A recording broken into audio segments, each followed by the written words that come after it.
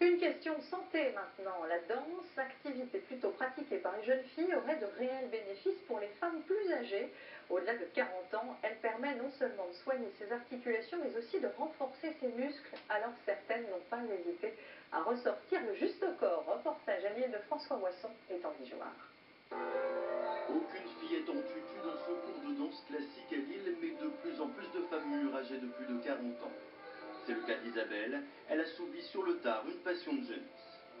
J'ai réalisé un rêve de petite fille parce que j'ai voulu faire de la danse petite et j'ai pas pu. Le fait que ce soit un sport artistique, c'est ce qui me plaît. Moi je pense qu'il n'y a pas d'âge pour commencer. À partir du moment où on est en bonne santé, on a les aptitudes physiques pour le faire, il n'y a pas de souci. La preuve avec Laurence, 63 ans, la danse entretient sa souplesse. Résultat, à son âge, moins de tension musculaire au quotidien.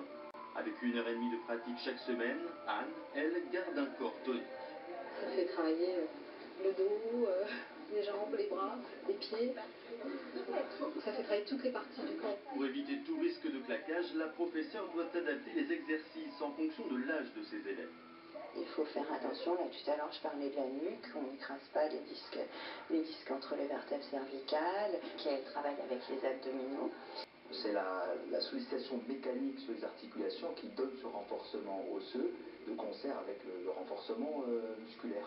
À partir de 30 ans, déjà on perd un peu de muscle, donc plus on a un capital muscle élevé, moins on en perdra.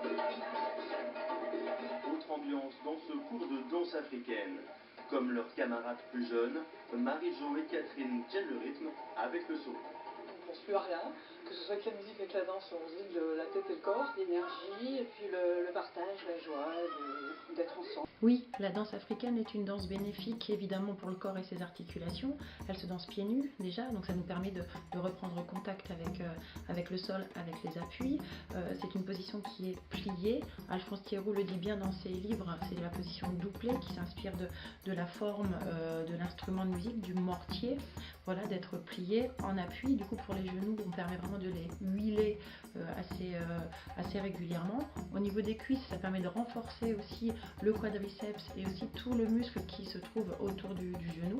Et au niveau de la poitrine, de libérer, puisque les danses d'Afrique sont des danses libératrices. De nombreux chercheurs ont étudié les bienfaits de la danse sur la santé. Conclusion, elle permet de lutter contre les symptômes de la dépression. Mieux, en développant les réflexes et la concentration, la danse permet chez les personnes âgées de diminuer de près de 80% le risque de démence. Cette consécration maintenant pour un jeune écrivain français, Laurent